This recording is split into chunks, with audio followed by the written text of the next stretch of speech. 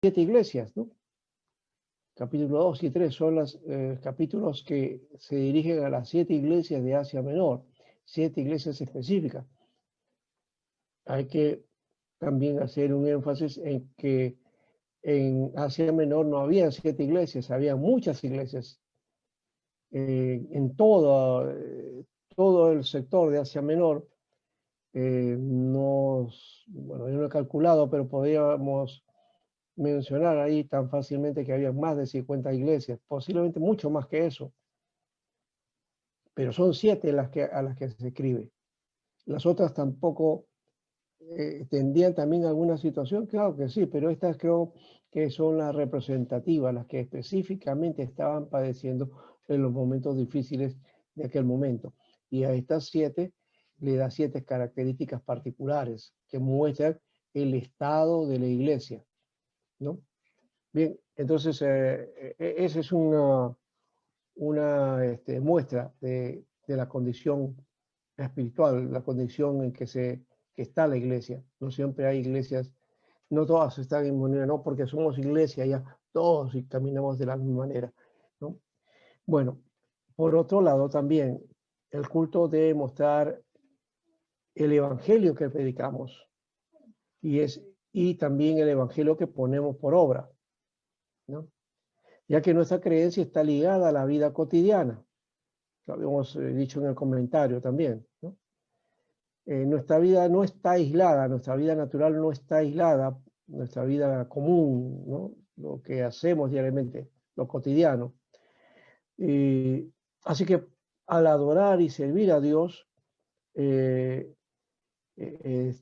nosotros necesitamos coordinar o tratar de darle concordancia, ¿no?, a nuestra vida con relación a nuestra adoración a Dios.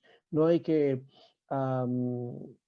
digamos, ligar solamente lo religioso o la vida religiosa a lo que hago cuando me reúno, ¿no?, en mis quehaceres religiosos, sino que también tiene que ver con la vida misma, ¿no? Entonces no debe haber una discordancia, ¿no?, sino más bien una concordancia, estar en acuerdo, ¿no?, con esa vida que nosotros llevamos, ¿no? Y la vida que, si no es así, pues no tiene sentido lo que hacemos en el culto, o si y vamos al culto, no tiene sentido eso, pierde su valor de alguna manera. Y por eso Isaías es muy fuerte con respecto a esto. También en Jeremías y hay otros también profetas que mencionan esta situación del Estado de Israel en su momento, porque ellos pensaban que como eran pueblo de Dios y como el templo estaba en Jerusalén, en la época de Jeremías decían, templo de Jehová somos, templo de Jehová es este, pensando que porque tienen el templo ahí, bueno, tienen a Dios de su parte, pero Jeremías le dijo, no, eso no es así, Dios está enojado con ustedes caminan fuera del propósito de Dios. Bueno, Isaías, el 12 al 17, también nos dice algo con respecto a eso. A ver, ¿alguien pueda leerlo, por favor? Isaías 1, 12 al 17. ¿Ya?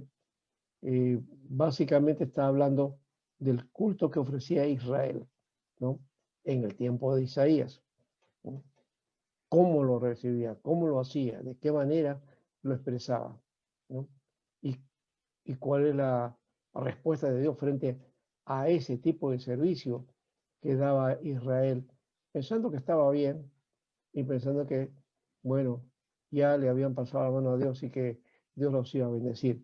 No, el caso de este pasaje no nos muestra eso. A ver, Isaías 1, 12 al 17. Lo leo, profesor. ¿Ya? Ya. Isaías 1, del 12 al 17. ¿Quién demanda esto de vuestras manos cuando venís a presentaros delante de mí para hollar mis atrios? No me traigas más vana ofrenda, el incienso me es abominación, luna nueva y día de reposo. El convocar asambleas no lo puedo sufrir. Son iniquidad vuestras fiestas solemnes. Vuestras lunas nuevas y vuestras fiestas solemnes las tienen aborrecidas mi alma. Me son gravosas, cansado estoy de soportarlas. Cuando extendáis vuestras manos, yo esconderé de vosotros mis ojos, asimismo, cuando multipliquéis la oración, yo no oiré. Llenas están de sangre vuestras manos. Lavaos y limpiaos. Gracias. Quitad la iniquidad de vuestras obras de delante de mis ojos. Hacer el bien a la viuda. Muy bien. Bueno, ahí hasta, hasta el 16, por ahí está. Bueno, no se te escuchó bien, pero en el fondo está básicamente lo que habíamos planteado. Viene y dice, cuando ustedes vienen a presentarse delante de mí, ¿quién les pide que traigan esto o que pisoteen mis atrios? Miren, está hablando en términos de culto, ¿eh? No me traigan ofrendas vanas, inútiles. Incienso, es decir, sacrificios, ofrendas, no quiero, dice. No soporto luna nueva ni día de reposo. Las reuniones que convocan, tus fiestas solemnes, son inicuas. La reunión está hablando de los cultos, ¿no?, que dedican a Dios, ¿no? Mira, dice, no, Dios no lo puede soportar, no lo puede, mi alma aborrece, dice esto, las lunas nuevas, fiestas solemnes, ¿no? Son una carga insoportable. Wow. O sea, todo lo que dedicaba Israel a Dios, desde su perspectiva religiosa, decía, oh, qué bueno, eso Dios dice que ya no lo soportaba. ¿Por qué? Porque Dios estaba mirando la actitud, la conducta de ese pueblo, ¿no? Y dice, cuando ustedes tiendan las manos, yo apartaré de ustedes mis ojos, y cuando multipliquen sus oraciones, no las voy a oír, ¿no? Lávense, límpiense, apártense de mi vista, dice, dejen de hacer lo malo, aprendan a hacer justicia, reprendan a los opresores, hagan justicia a los huérfanos y defiendan los derechos de las viudas. Está hablando también entonces de hacer obras de justicia. Y dígame, ¿no será esto también que en este tiempo Dios así verá nuestros cultos? De alguna manera esto de la pandemia no ha parado también el hecho de que ahora no podemos hacer culto justamente, ¿no?, como antes hacíamos. Y algunos están pidiendo, ya, libertad, sí, queremos hacer culto para adorar a Dios. Sí, pero Dios no habrá dicho, ya, bueno, estoy cansado de esto. Le voy entonces a mandar una pandemia para que ya no hagamos más esto. Puede ser, ¿no? Entonces hay que revisarnos, pues hay que revisar nuestra vida, cómo vamos delante de Dios, ¿no? Creo que esto sí nos da fuerte, ¿no? ¿Por qué? Porque Isaías es clave ahí. No estoy pensando solamente en Israel y en su comportamiento en esa época, de cómo Isaías muestra lo que Dios expresa frente a esa actitud de este pueblo, sino que también hay que mirarnos a nosotros, ¿no? En ese mismo lugar, ¿no? No solamente Israel, nosotros, la iglesia, también no estaremos así en esa condición. Bueno, hay que hacer una relectura entonces de Isaías para poder entonces evaluarnos y ver si de repente teníamos que hacer como Daniel, Señor, hemos pecado, Señor, hemos transgredido, Señor, sí, nosotros, entonces él asume su pecado y el pecado de su propio pueblo, ¿no? Creo que es muy pertinente eso. El culto cristiano recuerda el sacrificio ofrecido por Cristo. Este es otro elemento importante, ¿no? Ese sacrificio ofrecido por Cristo una vez por todas en la cruz y anticipa la alegría de la vida eterna y permite a la iglesia participar en el culto celeste que acompaña a la historia de la salvación. Ahí el culto reafirma la esperanza de la vida eterna en Cristo, mostrando la vida del nuevo Adán, y que con la venida del Mesías el proyecto del Creador fue realizado. O sea que en Cristo todo está hecho. El culto cristiano protestante, evangélico, no se centra en sacrificios o sacrificios vivos, o sea, no hay sacrificios específicos o cruentos. El culto no es expiatorio, sino consagrante y santificador, ¿ya? Y precedido por Cristo para que Dios sea el todo en todos, ¿no? Porque donde están dos o tres reunidos en mi nombre, ahí estoy en medio vuestro, dice el Señor. Pero también mirando en qué condiciones estamos reunidos, ¿no? Si la forma es como el pueblo en época de Isaías, y entonces ahí sí estamos fritos, ¿eh? No funcionaría eso. El culto no es solo la recapitulación de la historia de la salvación en el sentido cronológico, ¿no? Pero en él se conjugan el pasado, el presente y el futuro mesiánico, ¿no? Y es también la recapitulación de la historia de la salvación en el sentido teológico, porque ya hemos dicho, o sea, ahí expresamos, ¿no? Por eso es importante también las letras, la alabanza que cantamos, que deben tener una profunda expresión teológica y la carga de enseñanza doctrinal que debe tener para que pueda alimentar también, se pueda alimentar el creyente por medio de esto, no solamente por la melodía o por lo bonito del canto. El culto es una anticipación del triunfo mesiánico, de la alegría del reino, ¿no? Esto se percibe por la fe.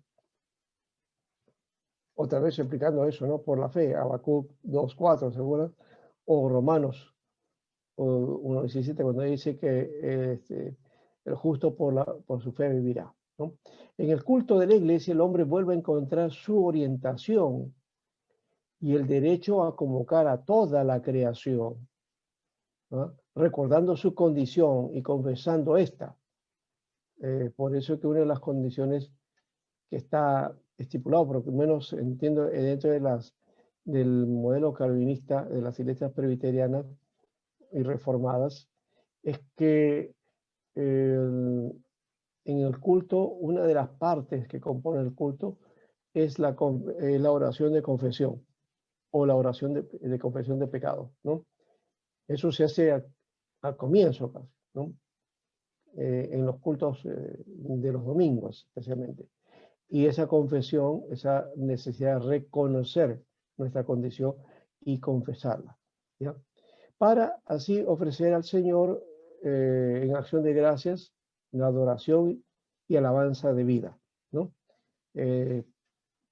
Esto creo que tiene también entonces su principio y de hecho que el cumplimiento, ¿no? Para poder estar ante la presencia de Dios, de arreglar cuentas con Él, ¿no? Bueno, por otro lado también vamos a aplicar aquí este principio de la justicia y el culto, justicia y culto. Quizá por ahí alguna injusticia, sí, el misterio de justicia. El misterio de justicia justamente tiene su sección o su dirección de culto, ¿no? Y la dirección de culto es la que se dedica al establecimiento de las relaciones con las diversas iglesias y confesiones, porque no solamente es la iglesia la que está estipulada ahí, sino las diferentes confesiones o religiones a las cuales el Estado también les da un carácter, digamos, de reconocimiento, ¿no?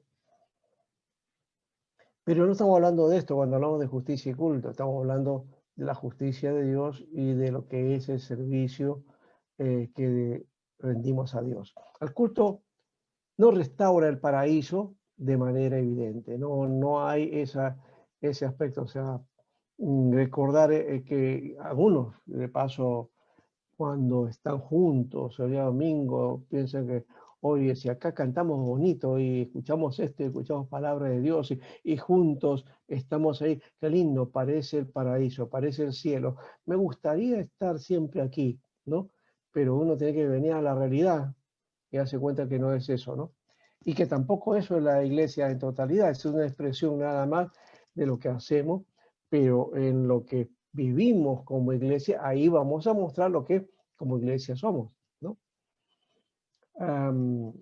Entonces, tampoco impone el reino, ¿sí? El culto no impone y tampoco es vivencia del reino totalmente, ¿no? Porque el reino de Dios más bien son principios que se manifiestan en toda la tierra y que de hecho los creyentes debemos tener y expresar con mucho más propiedad, ¿no? Pero sí entendemos que justifica su esperanza y dan muestra de él. El culto sí justifica la esperanza en Cristo, ¿ya? Ofrece el día y el lugar donde el pasado de antes de la caída sobrevive aún, ¿no? ¿Por qué? Porque está presente, es lo que Pablo decía, cuando él en su lucha, ¿no? Del bien y el mal, haya de que hay algo dentro de él, una ley que no le permite hacer el bien, que el pecado está dentro de mí, decía. Entonces, esa condición de la caída está presente, está, si bien es del pasado, pero está ahí, constante, ¿no? Y es el tema que hay que trabajar ahí.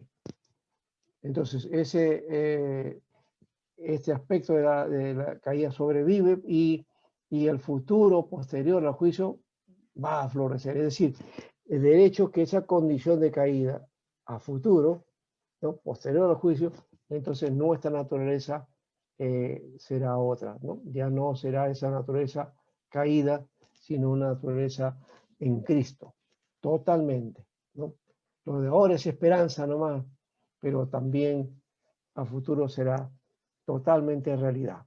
No podemos decir que la conjunción de estas dos realidades en el culto sea demasiado ambigua para expresarla. Somos pecadores, pero somos redimidos y queremos ser revestidos de lo que queremos ser o lo que el Señor ha prometido que vamos a hacer. Bueno, negar la posibilidad de expresión, esto es una muestra de que no se la quiere, ¿no? Pero si se ama el reino que restablecerá el misterio de la primitiva creación, realizándolo, no se puede dejar de ofrecer su mejor medio de expresión, es decir, el culto de la iglesia, aunque sea ambiguo y también insatisfactorio. O sea, porque, y vamos a plantearlo de esta manera, que el culto, lo que es particularmente el culto, el servicio, no es una cosa que pudiéramos nosotros tratar de mirar hacia arriba y ver que si es satisfecho ante Dios o no. Todo lo que hacemos creemos que es hecho para satisfacer a Dios, ¿ya? Pero por otro lado, el culto es ambiguo porque somos gente pecadora con naturaleza de pecado, ¿ya? Pero a la vez con el restaurar del hombre nuevo, ¿no? Ahí está esa ambigüedad, ¿ya? Es espiritual, pero a la vez natural o también interviene las condiciones humanas, ¿no? Y es insatisfactorio porque delante de Dios cualquier acto que hagamos nunca será satisfecho para Dios. Aún ahora que estamos en Cristo, por si acaso, ¿no? Porque es Cristo el único que ha hecho, que ha satisfecho a Dios en cuanto a su demanda, ¿no? Pero sí, por otro lado, debemos plantearnos esto, ¿no? ¿Se acuerdan cuando la expresión de Dios, esa voz que en cada cierto momento apareció en el bautismo, apareció en la transfiguración, y que decía, este es mi Hijo amado, ¿no? En el cual tengo complacencia, en el cual me agrado. Ese agrado de Dios es a través de Jesucristo, no es por nosotros, por si acaso. Nadie puede agradar a Dios por su propio medio, ¿no? El culto expresa la justicia de Dios que ha sido realizada en Jesús, ¿no? Y por el cual tenemos entrada a la presencia de Dios. Él es el sumo sacerdote y es el que se dio en sacrificio por nosotros. Él pagó el precio del pecado y de la carga de la humanidad. Por eso, los que alcanzan su misericordia muestran la gracia de Dios sirviéndolo.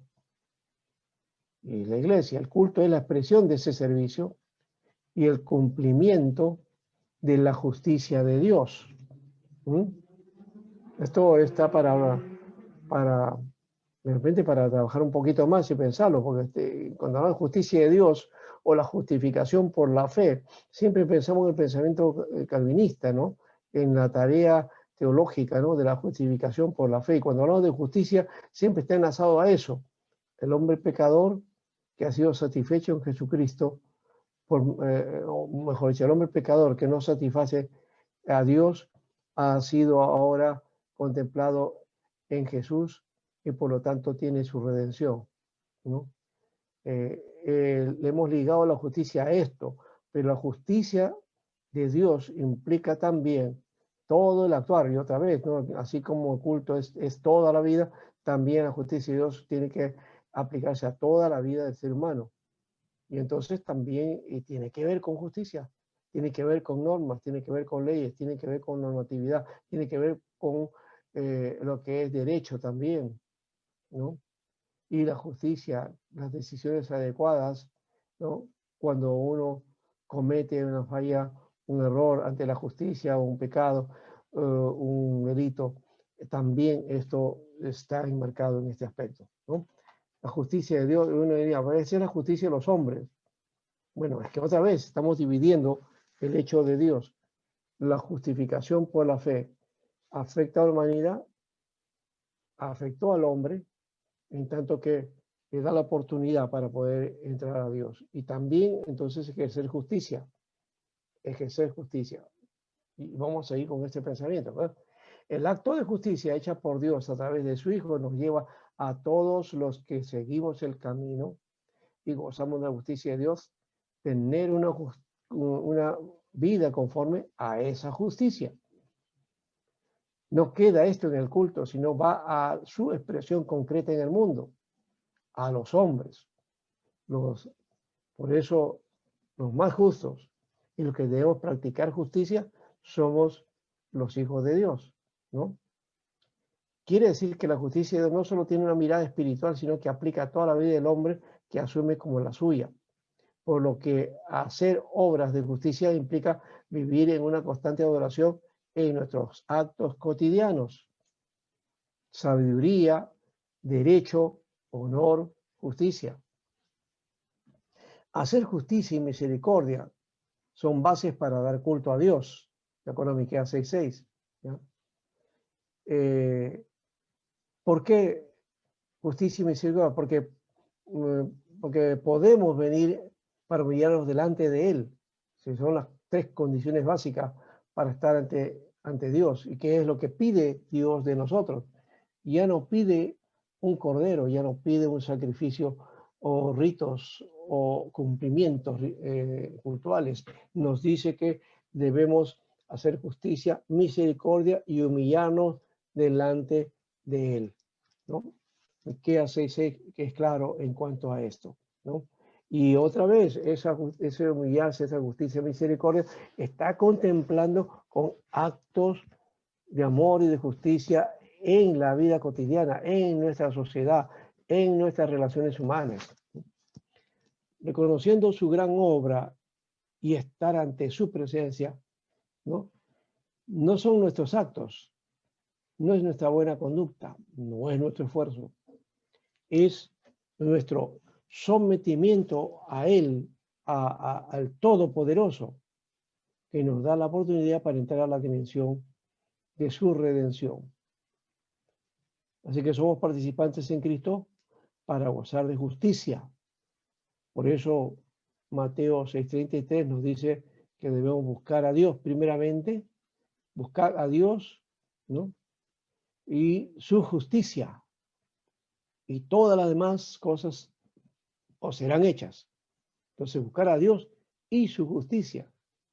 Miren que no solamente buscar a Dios, sino que es la justicia. Estemos justificados delante de Dios, pero para que ahora entonces podamos también practicar esa justicia delante de todos los hombres.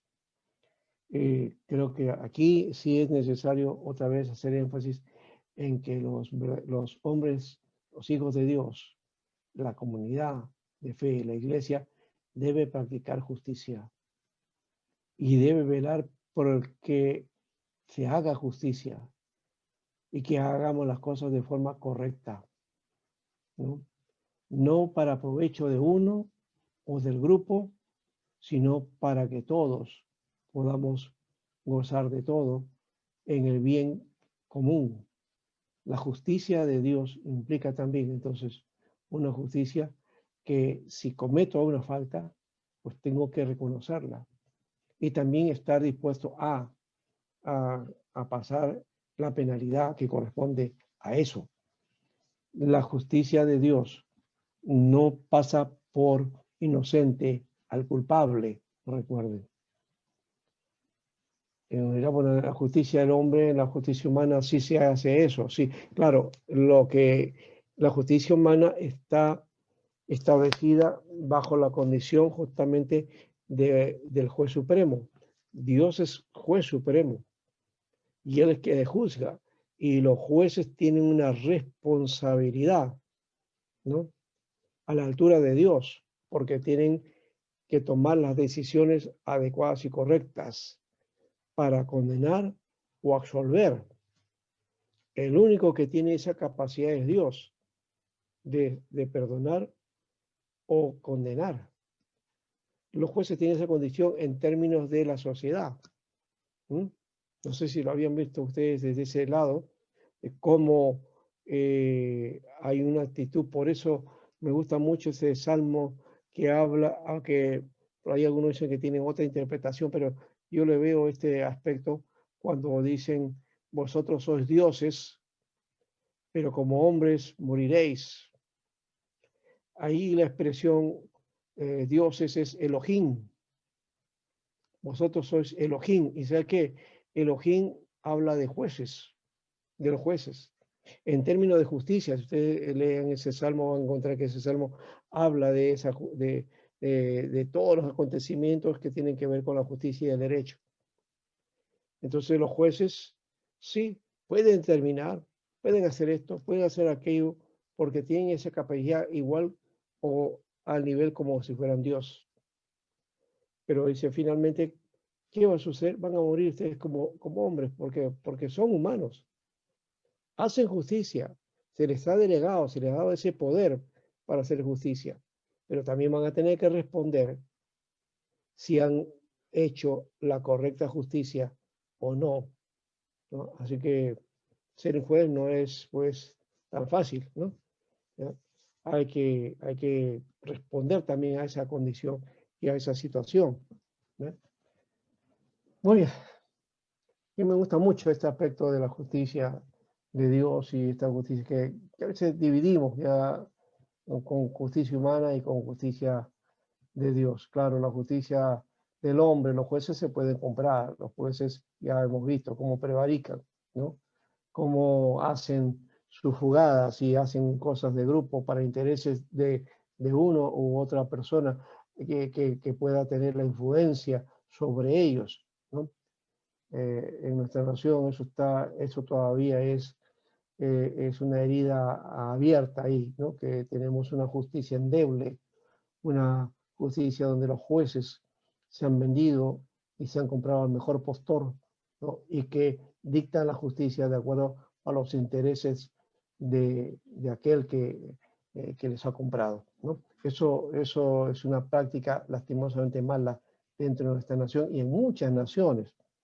Ojalá que esa actitud cambie, ¿no? Pero ahí está el espejo también, ¿no? Dios también expresando de que sí, ustedes hacen eso, deshace como si fueran Dios, pero ustedes van a morir. ¿Y qué significa eso? Que también van a responder a estos actos malévolos, malos, que hablan de prevaricación y de corrupción, ¿no? Esto es parte también de ese aspecto. Así que un creyente no puede estar metido en esto, ojo, porque no estaría rendiendo culto a Dios. Y una iglesia que corresponde a Dios no se entromete en estos aspectos también. Ahí es donde viene esa palabra que no debemos meternos en los negocios de esta vida. Está hablando de este tipo de actitudes. Pablo la tenía claro en ese aspecto, ¿no?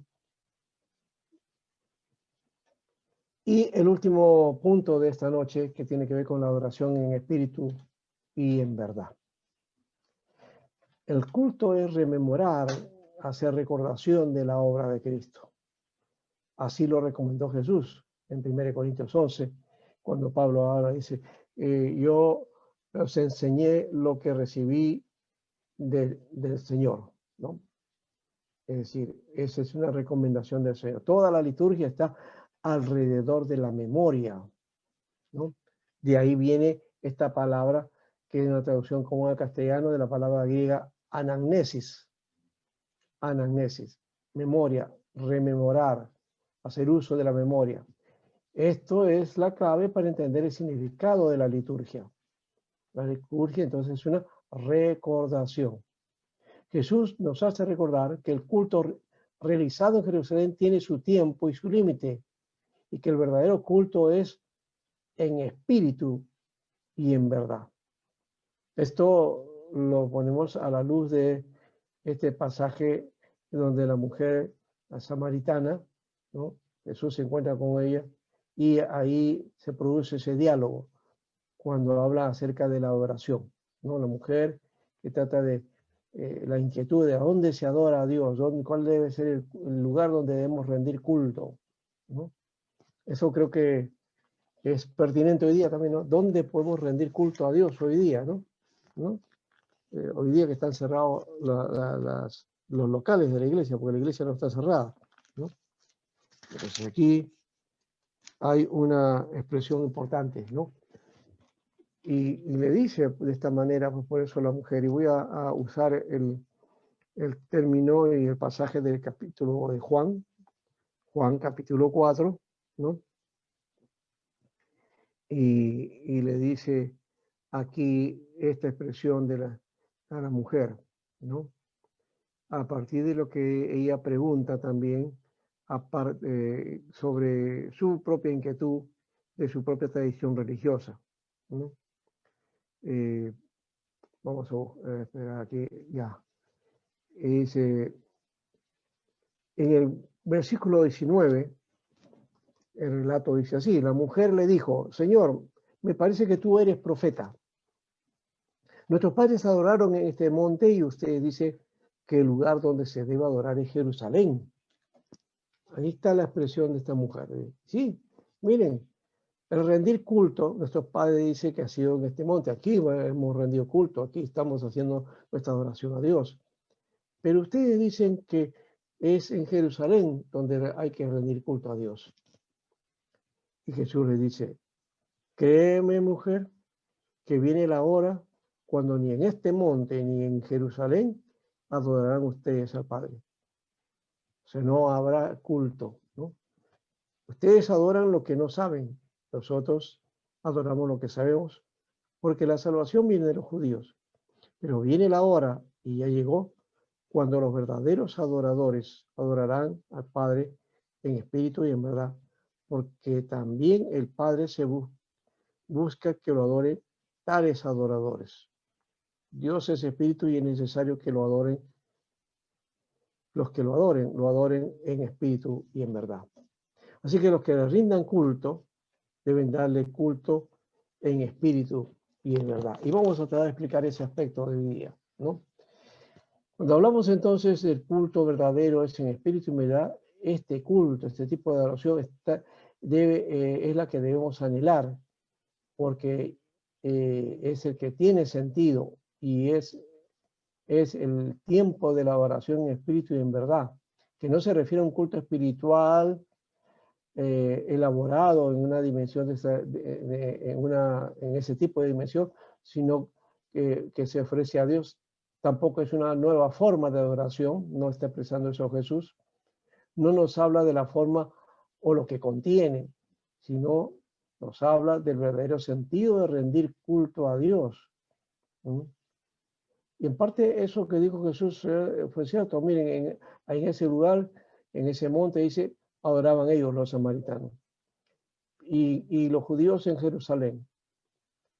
Pero hizo llegar el día en que ni aquí ni allá podrán adorar. ¿Por qué? Porque para eso necesitaban un templo, necesitaban un lugar de adoración, ¿no?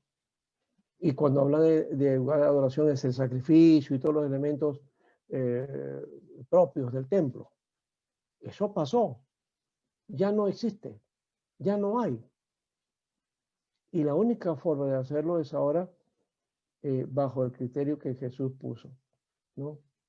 Entonces ya no es un lugar central, ya no es Jerusalén, ya no es tampoco Jericín, no, es en la vida, a partir de la vida, a partir de el rendir culto a Dios en nuestra relación con Él. Así que la adoración en espíritu y verdad tiene que ver con rendición a Dios, con consagración, para que Él sea nuestra guía en el presente peregrinaje, hasta entrar a su presencia eterna. Es el reconocimiento de su reinado en nosotros, ¿no? Vamos a ir rectificar un poquito a ver si podemos acerca de esto. Entonces decíamos aquí que el verdadero sentido de rendir culto a Dios tiene que ver con la adoración de espíritu y verdad, y que es rendición a Dios, consagración para que Él sea nuestra guía en el presente peregrinaje hasta entrar a su presencia eterna. Ese reconocimiento de su reinado en nosotros. Él es el rey y por lo tanto debemos rendir nuestra vida delante de Él, ¿no? Ese es el verdadero sentido del culto. No existe acto religioso que satisfaga la justicia de Dios. De paso, no es que Dios quiera entonces nuestro culto satisfacerse, no. No podemos hallar complacencia en lo que entreguemos como actitud religiosa. El camino es el desprendimiento del sentido religioso y no es tan fácil salir de este. Y la línea es muy delgada entre lo religioso y lo espiritual. A veces el primero es el que toma importancia en nuestro culto y buscamos el estricto cumplimiento, pero este puede hacernos perder el propósito final del culto a Dios. Hay que ser conscientes de nuestros actos religiosos y que la adoración y el culto que rendimos debe tener una expresión mayor que nos permita estar ante la misma presencia de Dios y a la vez el reconocimiento de nuestra limitación, de nuestra humanidad. No somos seres especiales, no somos más que otros. Somos seres con las mismas limitaciones y afectaciones que los demás. Solo que el obrar de Dios nos permite entrar a una dimensión que otros no pueden gozar. Es por Él y solo por Él. La gloria sea Él porque ha realizado la redención perfecta. Y de paso, la noticia es que los demás, todos los demás también pueden tener esta oportunidad también de entrar a esa dimensión, de poder adorar a Dios. Porque ese es el sentido también, ¿no? Creo que, si no me equivoco, fue Tomás o Anselmo, que decía que el hombre tiene un vacío dentro que tiene la forma de Dios y que si no lo llena Dios, no lo llenará nada, ¿no? Eso quiere decir que no habrá sentido. Es ese vacío del cual estamos hablando, que tiene que implica qué cosa, que ha sido creado para adorar a Dios, para tener una relación con Dios. No hay esa relación, entonces no tiene sentido cualquier práctica religiosa o cualquier cosa que podamos ofrecer aparentemente en búsqueda de ese Dios al cual estamos clamando o al cual estamos buscando. Solamente a través de Jesucristo se puede hacer eso, ¿verdad? Bien, este es el camino y es lo que hemos estado estableciendo para hoy día. Vamos a mirar entonces ahora sí a ustedes para que me digan entonces de qué manera podamos vernos nosotros y poder trabajar este aspecto también como, como iglesia y también como comunidad y como individuos cada uno. 3 puntos entonces que hemos trabajado en esta parte. Uno, decíamos, tiene que ver con el acto del culto racional, ¿no? El culto racional tiene que ver con la razón y el sistema de la liturgia, ¿no? El centro, ¿ya? La importancia que tiene. El otro fue justicia y culto, y el otro, el siguiente, adoración en espíritu y en verdad. Bien, intervención entonces, ahora. Un comentario, profesor. Sí, sí, Juan. Yo recuerdo que había visto, bueno, respecto a los cultos, ¿no? Siempre en lo que respecta a lo que es la adoración de la alabanza y la otra parte que son los que adoran, ¿cierto? ¿No? Ya. Una vez vi un video en la cual quizá de repente, bueno, ¿no? En lo que los adoradores, o sea, la alabanza, no era acote a lo que adoraban. Entonces me vino la idea por qué quizás se ha llegado a tener un culto, los que van a adorar a la iglesia, un culto religioso, ¿no? Que quiere, a veces desean que sea generalmente a su manera, ¿no? Y Ya. cuando hay un cambio en la alabanza, no sienten ese, como usted mencionó que nosotros debemos, como dice la palabra, ¿no? Que debemos adorar el espíritu, ¿verdad? Pero no se da eso, ¿no? Ujú. Eso es lo Ya. que quería comentar, Bueno, ¿no? si tú hablas acerca del avance, especialmente, bueno, ese es un conflicto que creo que tienen todas las iglesias, ¿no? Porque hoy día ha ganado un espacio la música. La música es una forma de adoración y de alabanza a Dios, pero no es la única, ¿no? La iglesia siempre tuvo una expresión de oración de antes y en Israel también, los cánticos, los signos, las trompetas, los coros, todo eso siempre estuvo presente, ¿ah? De la época de Moisés y hasta aún más. Eh, en la forma, a veces los ritmos, las ondas nuevas le llamamos renovación, restauración, pero muchas veces esto solamente es la parafernalia, es el adorno, pero el fondo, el sentido, hay que rescatarlo, porque muchas de nuestras letras, muchas de las canciones que cantamos no dice mucho, o en todo caso dice mucho también de cómo estamos haciendo las cosas, que no las estamos haciendo bien. Hay canciones que son muy, digamos, antropocéntricas. El hombre en el culto ya no es Dios el centro, sino es el hombre. Es cómo se siente el hombre, cómo rinde a Dios el culto, cómo se expresa, ¿no? Entonces, y por eso hay cantos donde uno expresa de que está delante de Dios y se olvida de lo demás. Y Señor, no hablamos ni hacemos esto como pueblo, ¿no? Y para rendir gloria a la grandeza de Dios, a lo que es Dios, a sus atributos, ¿no? Adorarle por sus proezas, por aquellas cosas que Dios hace. Creo que ahí tiene que ver el sentido hoy día, ¿no? Nuestras canciones, no todas, pero la gran mayoría nos va expresando ese aspecto, ¿no? ¿Ya? Por ejemplo, por ahí eh, hay un, hay un cántico que a mí me llama la atención, dice, la letra por ahí en un momento dice, que el cielo se parta en dos, dice, ¿no? ¿No? Que el cielo se parte en dos. ¿Qué tiene sentido eso, de partir el cielo en dos? ¿Quieres alguna cosa espectacular recién para el actuar de Dios? ¿No es espectacular el cambio que Dios hace en una persona cuando llega a la vida de él? Creo que ahí hay un elemento de eso, ¿no? Pero que en nuestro culto la sensación, la emoción, ¿no? Lo que puedo percibir en el momento, en ese instante, hoy elevar mi alma, elevar mi espíritu, hoy eso es bueno, pero eso es solamente autosatisfacción humana. Estoy llegando a Dios, estoy llegando a su presencia, estoy estableciendo eso, o es simplemente la música o lo que la melodía, la que me está inspirando a aparentemente llegar a eso, pero en realidad no paso del techo, ¿no? Entonces, esto sí está para preocuparnos, ¿eh? No sé, creo que aquí sí había un consejo que deberíamos realizar, ¿no? Eh, si tenemos el espacio para hacerlo también.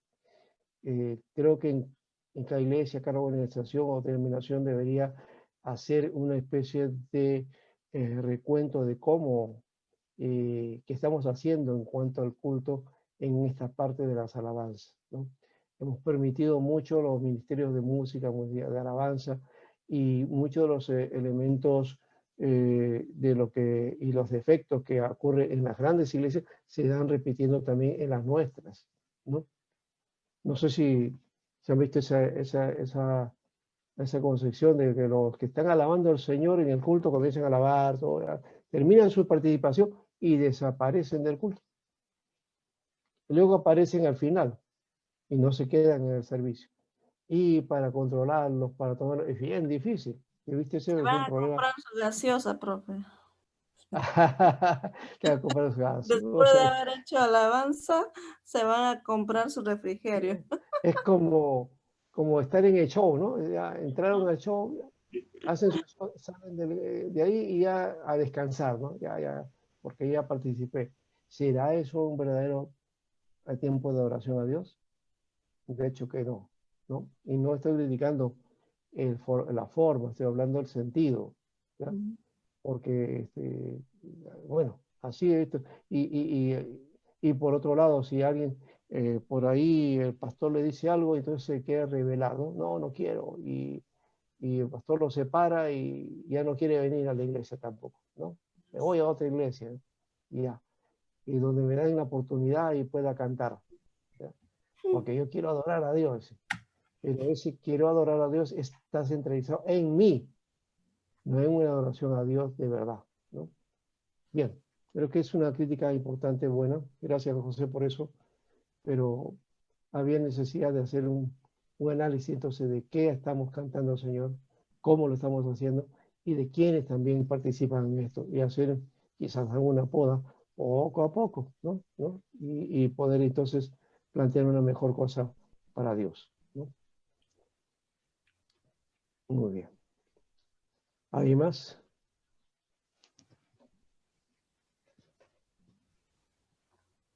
Alejandrina, creo que parece que estaba hablando con respecto a eso. O sea, tú has visto eso, ¿verdad? Sí, bueno, estaba viendo ahí en la Biblia, Moisés establece, ¿no? Una ordenanza en Deuteronomio 6:5 para los israelitas, ¿no?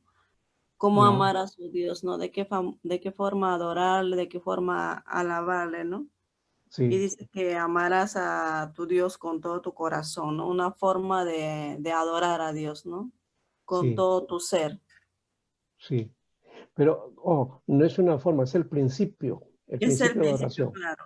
Sí, es un principio, es una norma que emana de la Biblia, de cuál debe ser nuestra condición para adorar a Dios, ¿no? El sentido de cómo debemos hacerlo. Y ahí aplica, pues eso, es toda nuestra vida, otra vez, ¿no? Deuteronomio es claro en eso, ¿no? Sí. Hay un Ujú. tema común, ¿no? Común y transversal, es el tema de la actitud con la que uno se acerca. Ajá. Pero en Ajá, cuanto al orden, a la forma, varía mucho en el recorrido que se ve en la Biblia, ¿no? No así hay es. un solo ejemplo. Por ejemplo, en Pueblo Libre se estructura bastante la liturgia respecto a Isaías 6.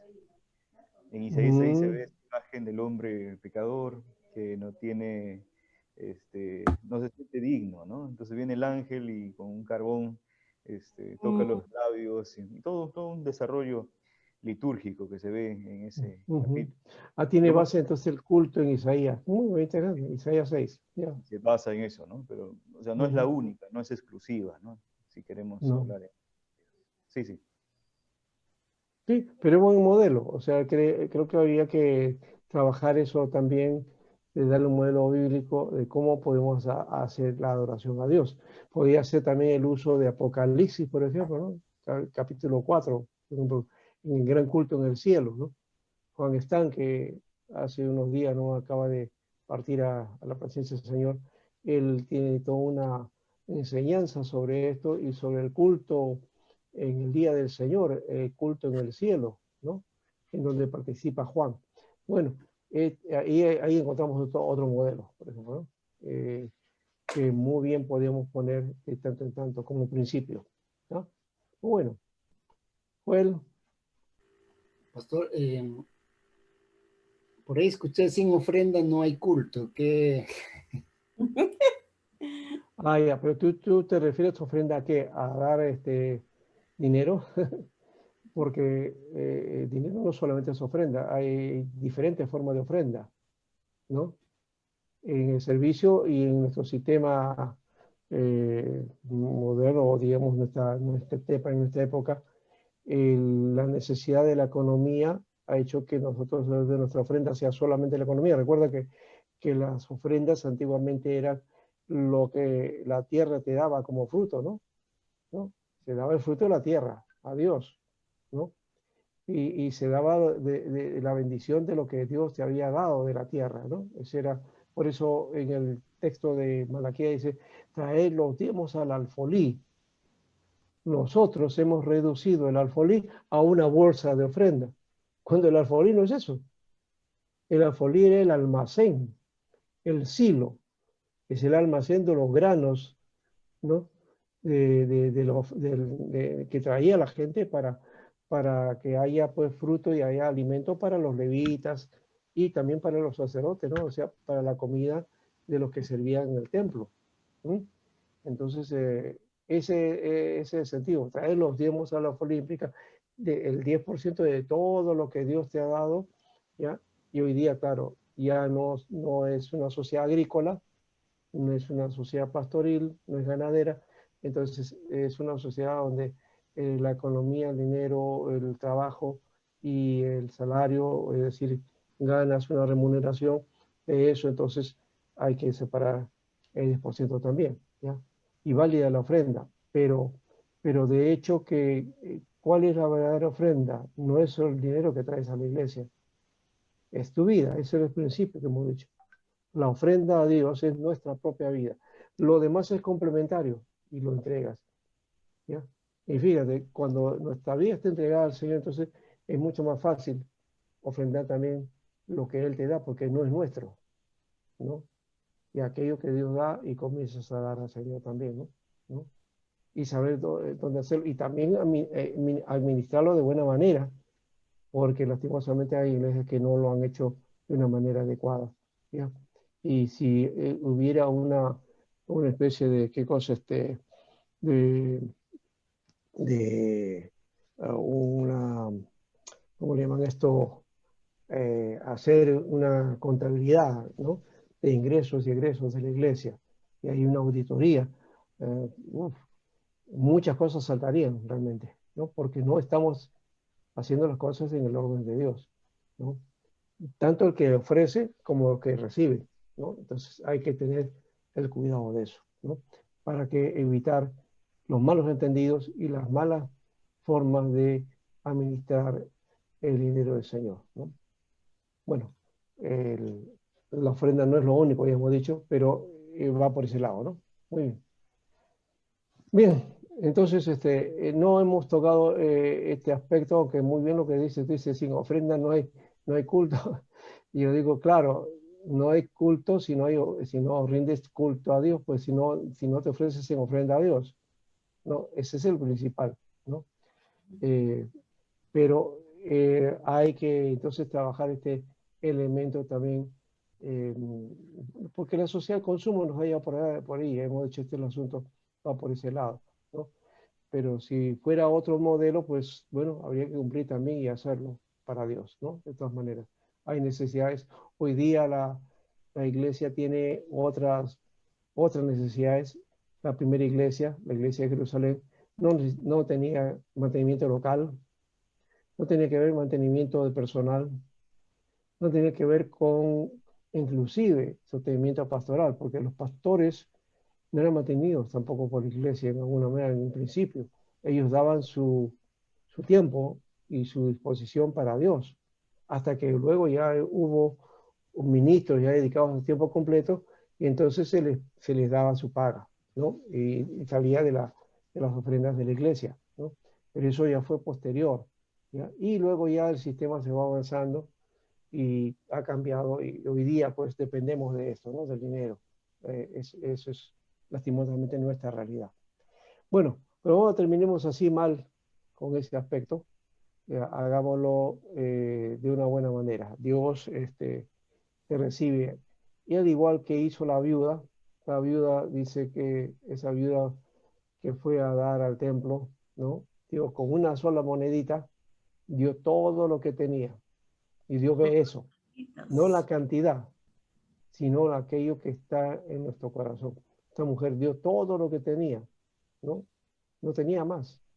Pero dice, ella dio más que aquellos millonarios que se ufanaban ahí, que hacían hasta Tarde. fanfarria de cuando ellos, alarde de cuando llevaban las ofrendas, ¿no?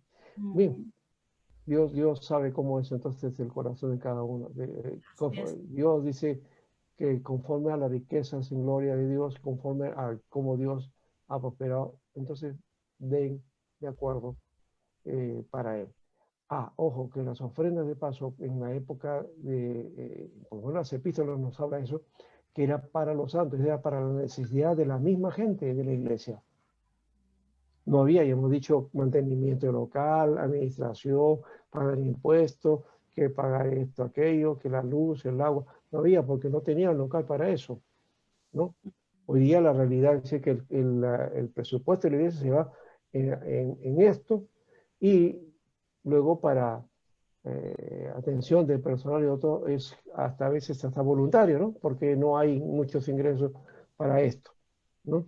Pero en fin, ese es un detalle que hay que corregir también y que de acuerdo también al formato, al medio que tiene la iglesia, a sus ingresos, también ir adaptándose para hacer lo mejor para Dios, ¿no?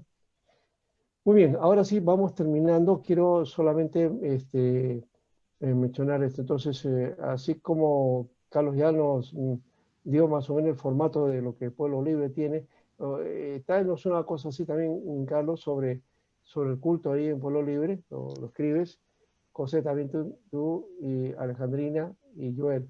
Y si pudieran ustedes hacer una base bíblica, como Andrés menciona de Isaías 6, yo estoy recomendando, por ejemplo, el Apocalipsis 4, ¿no? Pero no son los únicos, ¿no? Entonces, hay buscar algo que me concrete con respecto a la adoración y el servicio a Dios, ¿ya? Sería también eso importante. Para la próxima clase, ¿ya? Para compartirlo juntos, ¿ya?